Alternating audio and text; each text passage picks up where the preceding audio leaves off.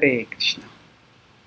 Don't give the mind monopoly over your inner conversation. The mind often speaks to us, sometimes in a whisper, sometimes in a screech. It suggests, it insinuates, it promises, it allures, it complains. But basically, it carries on a one sided conversation inside us where it's just a monologue. It is speaking, speaking, speaking. And we often just keep hearing, keep hearing, keep hearing. And our perception can often get wildly distorted if we just hear the mind's monologue. So, for example, if somebody snubs us, now, yes, that is a problem, but the mind may just make a mountain out of a molehill. This person snubbed, that person, then this person had done like this earlier also. They've done it so many times. And so many other people also don't respect you. Nobody in the world respects you.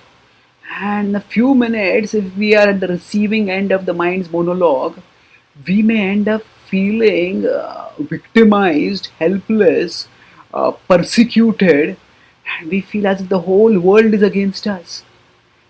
Or if we don't feel powerless like that, we may go to the other extreme and feel furious over a small slight, and then with that irrational rage driving us, we may snap at anyone and everyone who are unfortunate enough to come in our way, even if they have got nothing to do with the slight that triggered our anger.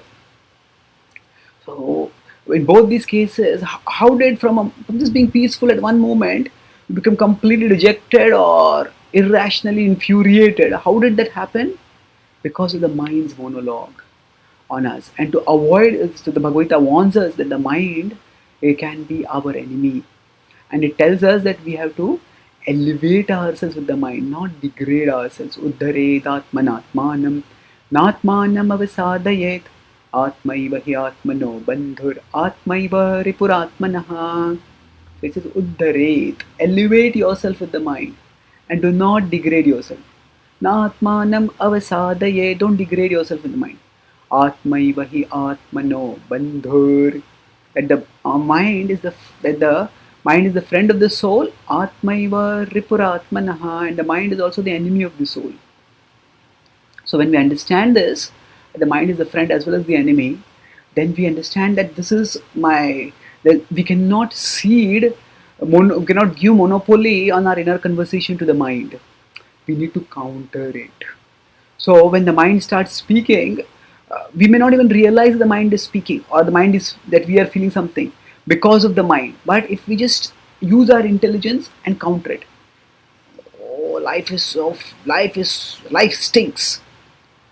No, but there are good things happening in my life also.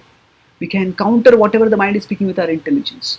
Now, if sometimes our intelligence doesn't work and the mind is just overwhelming us in its monologue, then we can try kickstart our intelligence simply by stating that I am feeling depressed because I am feeling devastated because that person snubbed me. If we just speak like this, we will realize the disproportionate nature of the reaction that we are having and the small kind of action that has been there. So once we realize that, then we will calm down. We'll calm down and we will move onwards. So going further, if we can add to it, the mind says that I am helpless, I am powerless because that person insulted me, that person snubbed me. As soon as we say this, the mind says this, then that second person identification will immediately create a distance. Hey, the mind is saying, do I have to listen to it? No, I don't need to listen to it. And in that way, we can resist the mind's imposing its own feelings and actions on us. And that's by the more we study the Bhagavad-gita, the more we will be able to catch the mind before it monopolizes the conversation, and the more we will have our intelligence trained and alert to counter it. And in this way, we can avoid the negative inner conversation that is going on because of the mind's monopolizing it. And using our intelligence, we can have a healthy inner conversation that is guided by Gita wisdom, and that can help us to bring out our best and to achieve the best in life. Thank you. Hare Krishna.